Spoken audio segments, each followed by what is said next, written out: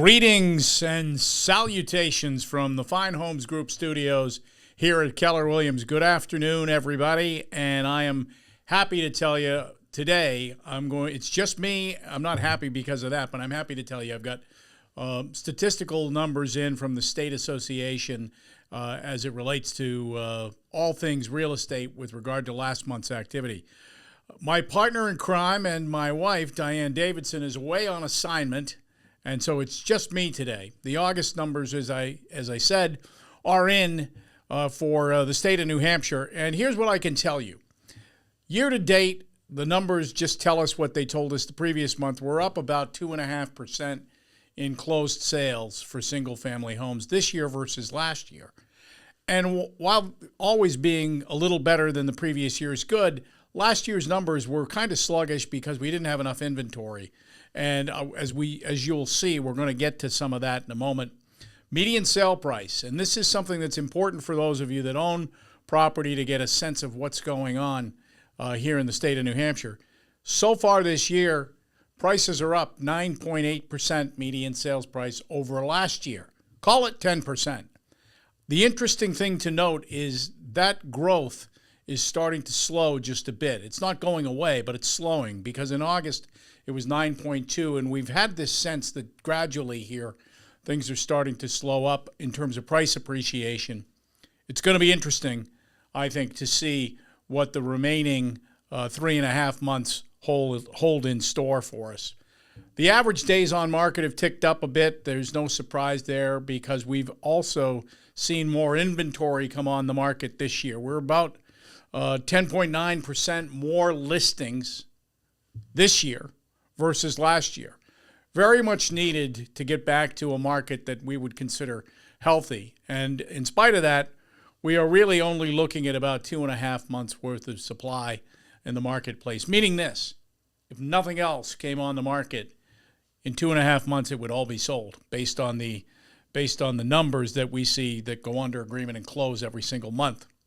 The pending sales are up, and pending sales are nothing more than this. It tells us about future sales.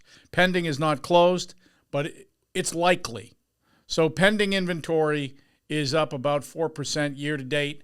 And I think that bodes well for the market because it just tells us that we're still in kind of the throes of a healthy market where the property that's coming on is being absorbed. We'd like to see more listings, and yet these are the realities of the marketplace that we're in. Another key thing that we look at Fine Homes Group every single month is what is the list price to sale price ratio? And that gives me an idea whether the market is softening ever so slightly.